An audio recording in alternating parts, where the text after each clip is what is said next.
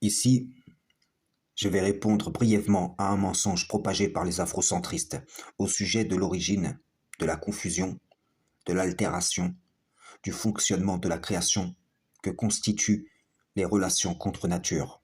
En effet, ceux-ci disent, cela vient des Occidentaux.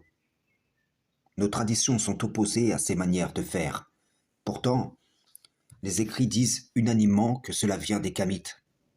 Les fondateurs et les habitants de Sodome, Gomorrhe, d'Adma et de Tséboïm sont des Cananéens, et le Coran précise par Lot des péchés en avertisseur chez eux que nul ne les précéda parmi les hommes dans cette turpitude. Ceci étant dit, il y a jusqu'à nos jours des hommes et des femmes qui se livrent à ces choses, certains de manière volontaire et assumée, sans volonté de se réformer, d'autres otages de leurs péchés, livrés à leurs mauvais penchants, qui n'arrivent pas à abandonner ce mal. Les premiers ne prennent pas en considération ce qui s'est abattu sur les gens au temps d'Abraham et de Lot. Et au second, j'aimerais dire ceci.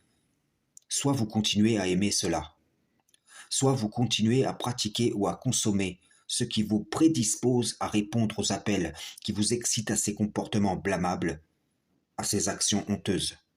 Tant que vous ne haïrez pas cela de tout votre cœur, et que vous n'abandonnerez pas les causes qui vous y prédisposent, durera la torture que vous vous infligez à vous-même. Chaque jour, le fumeur a conscience de son auto-nuisance, et pourtant, il fumera encore un nombre de jours équivalent à son amour pour ce mal. Allah renvoie à chacun selon les voies de son cœur. De là où viennent toutes les issues de la vie, vient aussi la clé du changement, car Allah change la situation de ceux qui changent ce qui se trouve en eux-mêmes, ce qui se trouve en leur cœur. J'ai vu une personne dire « Jésus m'a libéré de l'homosexualité ».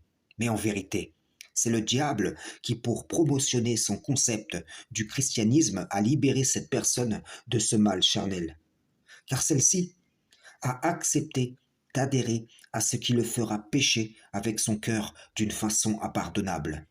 Si les gens s'étaient repentis et réformés à l'appel de Lot, Allah aurait pu leur pardonner, mais pardonnera-t-il à ceux qui font d'une créature une divinité lui conférant les attributs divins comme si celui-ci en était le possesseur? Frères et sœurs en islam, salam, shalom. C'est-à-dire homosexuel. Tu vois, non? C'est-à-dire même leur grand philosophe, hein, avant de commencer le cours de philosophie, il dit à Alcibiade, tourne-toi, je vois.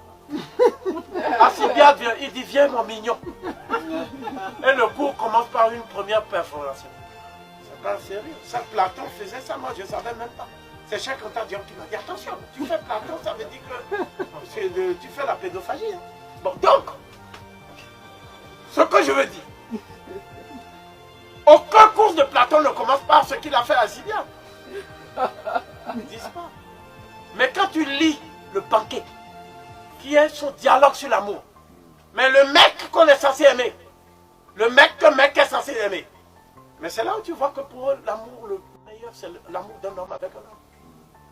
C'est là où tu vois, si tu es effaré, tu t'attends à voir une belle fille. Tu vois un mec qui l'appelle mon mignon, mon mignon. Il est peut-être mignon. Bon, donc, je dis ceci. Aucune de ces dérives n'existait dans le berceau africain. Aucune de ces dérives. Mais la densité augmentant, l'accès à l'eau,